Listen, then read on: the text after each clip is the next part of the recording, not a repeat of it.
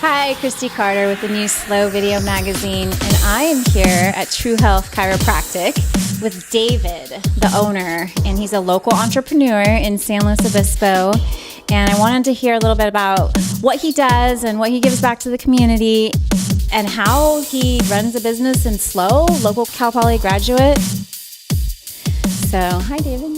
You're probably wondering what upper cervical chiropractic is, and a lot of people have never heard of it, but upper cervical is a specific application of chiropractic to the very top of the neck, the vertebra that's called the atlas, and the one below that's called the axis.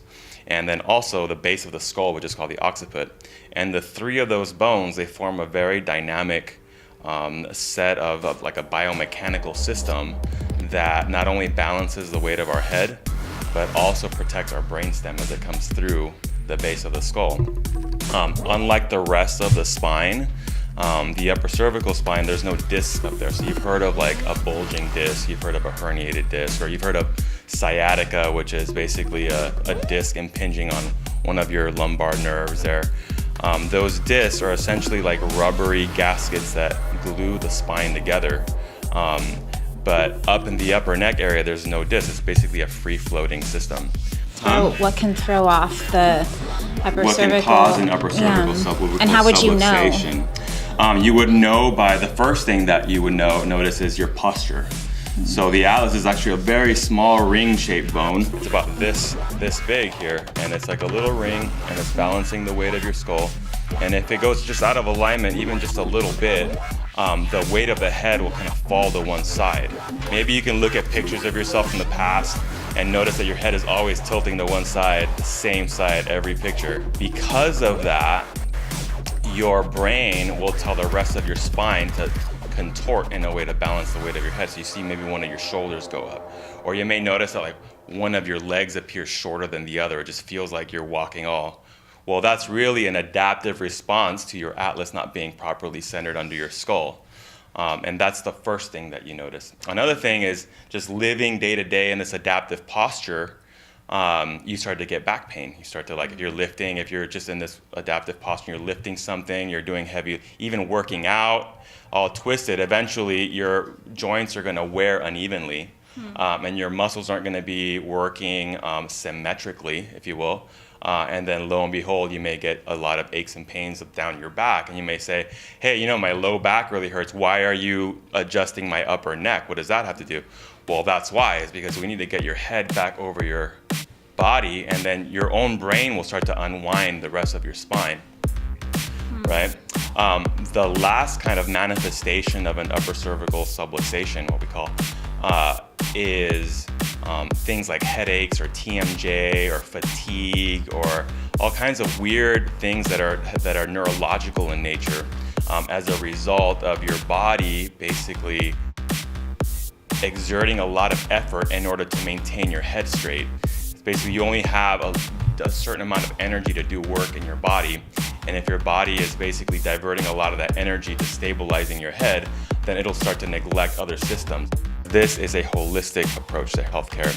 And just to distinguish the difference between those two things, in allopathic, every disease, every condition that you have, there's a specific treatment for it. There's a certain drug or a certain surgery, a certain therapy that you do for that disease.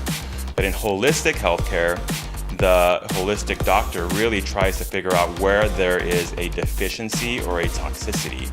And that's the only reason why anyone would ever get sick is as a result of just those two things. In this case, it's a deficiency, and the deficiency is in the normal motion of the spine. A lot of people don't know that the joints in the spine, actually every joint in your body, has what are called proprioceptors or mechanoreceptors, and they feed your brain with information about what's going on in that joint.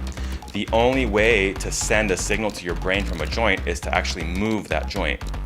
If a joint is not moving, then that signal doesn't get propagated to your brain. Now, there's a certain density of these proprioceptors per volume of joint space, and they increase as we go up to the neck here. And so the spine has a really high density of these proprioceptors in those joints. The knuckles, not so much. But in these joints up here in the upper neck, they're like hundreds and hundreds of times more than anywhere else in your whole body. And so if you have a subluxation, a misalignment in the upper neck, and those joints aren't moving normally, then you can think of that as being a really big territory of your brain that's not getting the information that it needs. And in that way, there's a deficiency in the normal proprioception. And so by getting your spine corrected and your biomechanics restored, then over time your brain starts to receive that input, and you start to feel healthier. It's basically supplying a deficiency in that. How much loss of disc space do they have? How many bone spurs, and how far off they are to begin with. Now I've seen people with really crummy spines, especially when we look at them on the X-rays, all kinds of bone spurs everywhere, and it's pretty amazing how in just a couple of visits they start to feel a lot better. It's not going to reverse any of those changes, but at the end of the day, they feel better and they are able to move better. One thing that I hear a lot is like, I used to drive and I used to have to turn my whole body to look, to change lanes, and for some reason I can actually turn my head to look behind me without, and that's kind of a cool thing. If you can help somebody do that, is pretty awesome. But to answer your question more specifically, I do things in 6-visit increments. So. And there's different phases of care that we do here. So we do a stabilization phase. Stabilization is basically restoring the biomechanics of the upper cervical spine specifically. Right, and we're just focusing on that. So we do 6 visits of that. And then we move into, sometimes people have extremity problems, so a shoulder or a knee or a hip or something like that. And so we do a phase called what I call transformation. So not only are we looking at the upper cervical spine, but we'll do treatments to those specific joints because we want to restore biomechanics to the whole body. That's my whole goal. It's like I want every joint in the person's body to be functioning.